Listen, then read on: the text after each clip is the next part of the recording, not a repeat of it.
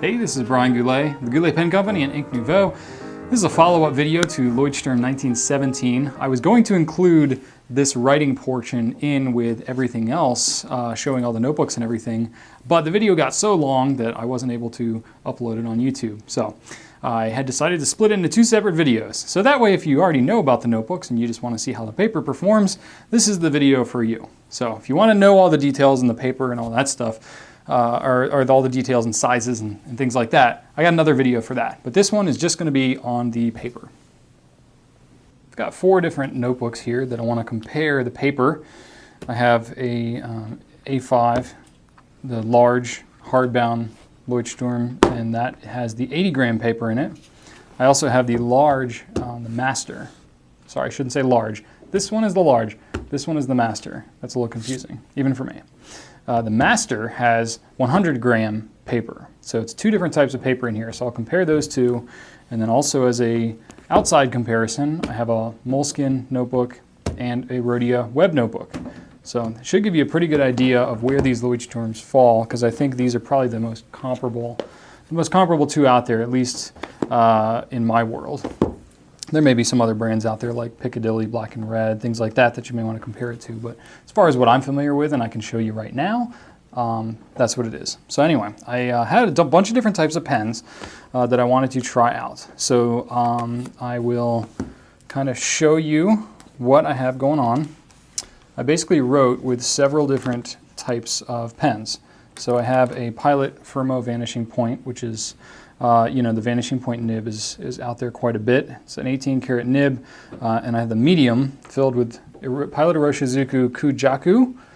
The next thing I used was a Lamy All-Star with a medium steel nib. Lamys, a lot of people have those.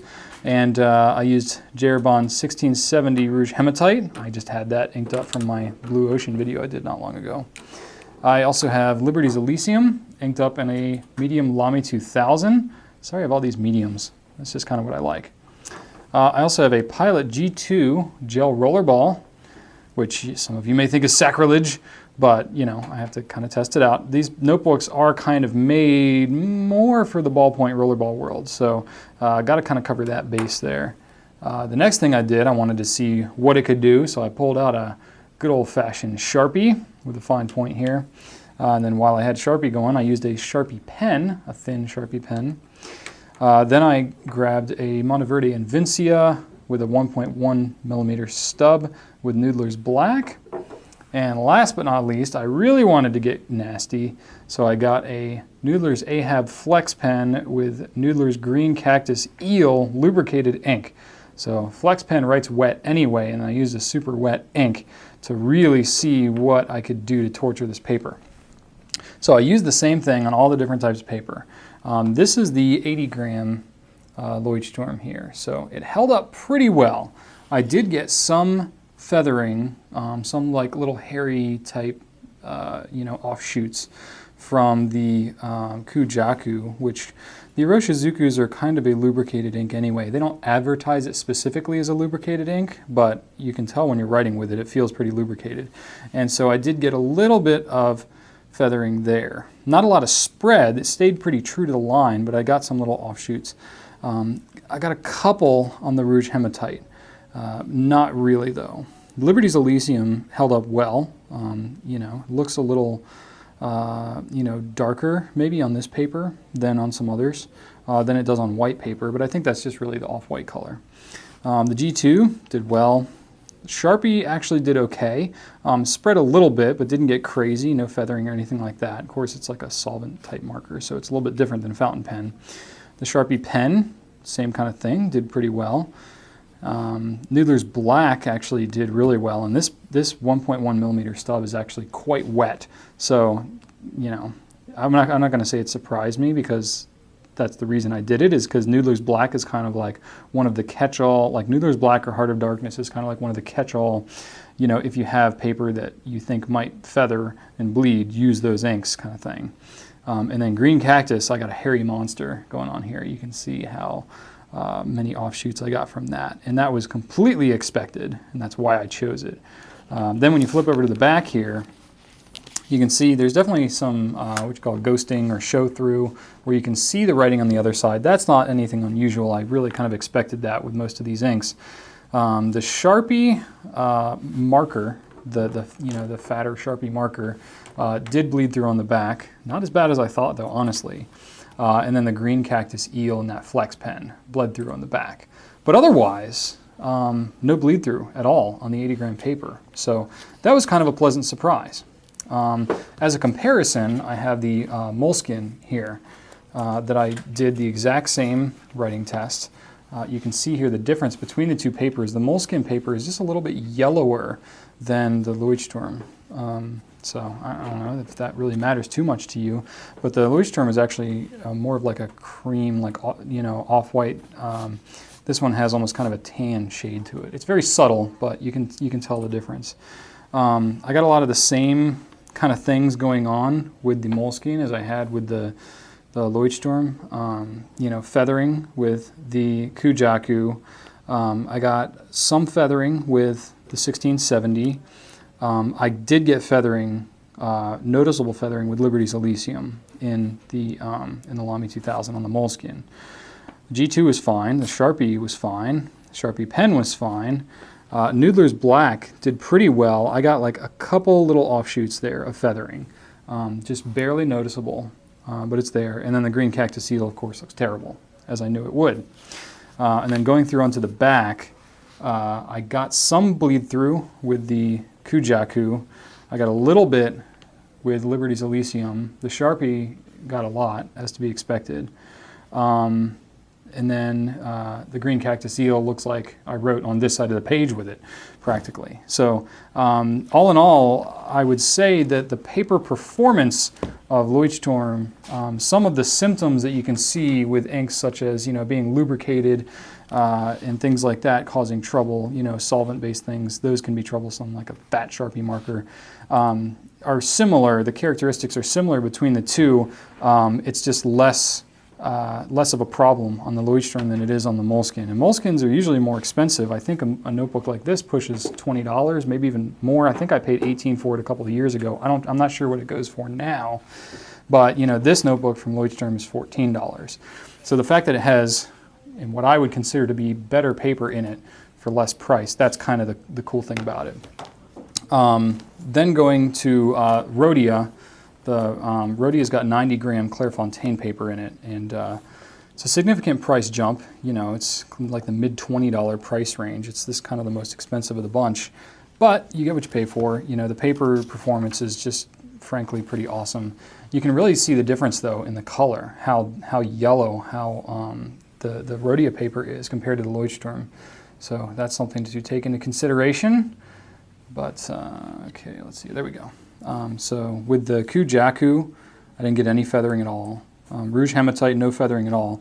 And the reason I kind of chose Rouge Hematite is because it's a very heavily pigmented ink, and it's really interesting where if you are using it in a very absorbent paper, you won't see any of the kind of green gold sheen that you have in the ink. Whereas if you're using a less absorbent paper, that sheen will be really pronounced.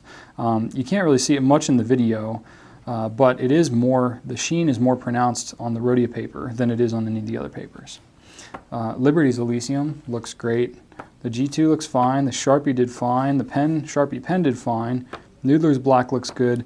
Green cactus eel starts to want to feather. It does it kind of bad where I flexed it out. Not bad by comparison any means to the other two. But it definitely, that even pushed the limits of the Rhodia. I mean, you can see here compared to how it did on the Leuchtturm. The Rhodia definitely fares better. And then on the back, with the bleed through on the Rhodia, I got nothing until I get to the Sharpie, and then a little bit when I get down to the Flex pen, which actually, that's pretty incredible. But of course, you're paying a premium and not getting as many pages and things like that. So if you would consider yourself a paper snob, Rhodia is the way to go as far as fountain pens. Now going for the Master. The Master has 100 gram paper, which is thicker, and it performs just a little bit differently than the 80 gram Leuchtturm here. So I will kind of cover that. Again, I use the same pens.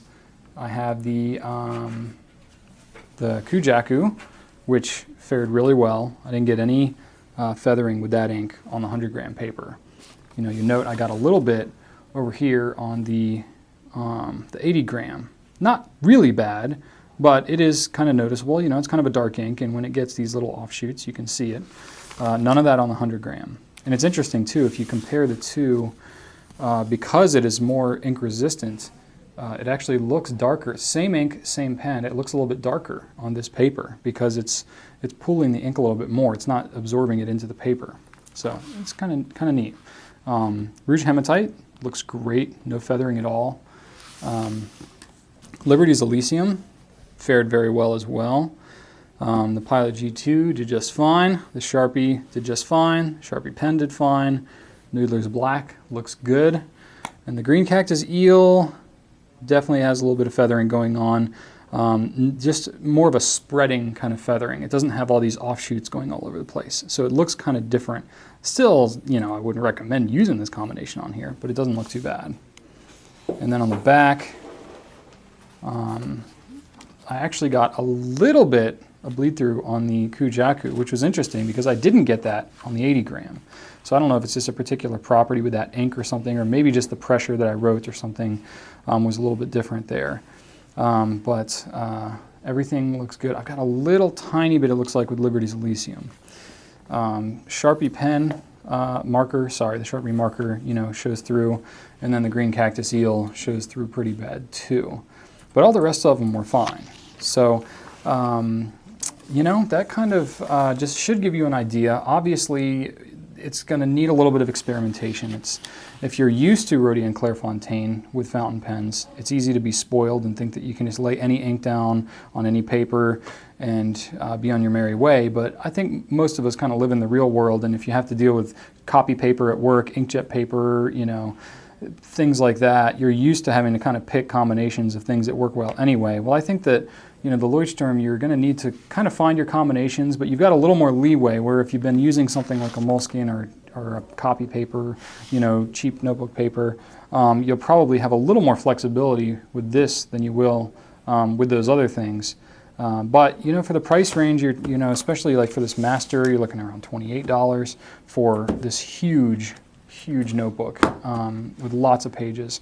So that is definitely a factor and something to take into consideration, but hopefully that helps to clear you up and give you a little bit of an idea anyway of how the paper performs in these notebooks. There are the two different types of Leuchtturm papers. So if you have any questions, you can always just post here in the comments. I'm happy to help answer them for you. Thanks so much for watching, and write on.